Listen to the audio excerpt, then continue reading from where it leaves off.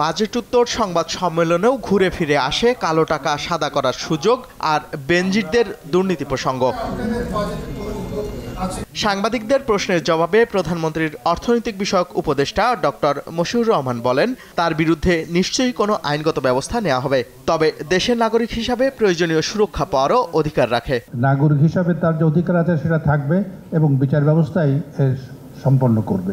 বেনজিরও কর দিয়ে কালো টাকা সাদা করার সুযোগ পাবেন কিনা এমন প্রশ্নের জবাবে তিনি বলেন, তথ্যানুসন্ধানের পরই তার বিরুদ্ধে পদক্ষেপ নেওয়া হতে পারে।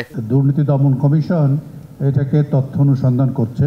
তথ্য অনুসন্ধান করার পরে তার বিরুদ্ধে নিশ্চয়ই কোনো আইনগত ব্যবস্থা নেওয়া হবে। তাকে দুদক সমন দিয়েছিল, কাগজের খবর অনুসারে বাইরে উনি আছেন এবং উনি সময় চেয়েছেন, দুদক তাকে সময় দিয়েছে। তবে এনবিআর চেয়ারম্যান জানান, ফৌজদারি মামলা চলমান থাকায় কালো টাকা সাদা করার সুযোগ পাবেন না সাবেক আইজিপি। ফৌজদারি প্রক্রিয়ার ভিতরে আইনি প্রক্রিয়ার মধ্যে এই ধরনের বিষয় কিভাবে বৈধ হয়ে যাবে ট্যাক্স দিলে? আইনি প্রক্রিয়ায় পড়ে গেছে, কেসের ভিতরে পড়ে আছে। আল নোমান, দেশ টিভি, ঢাকা।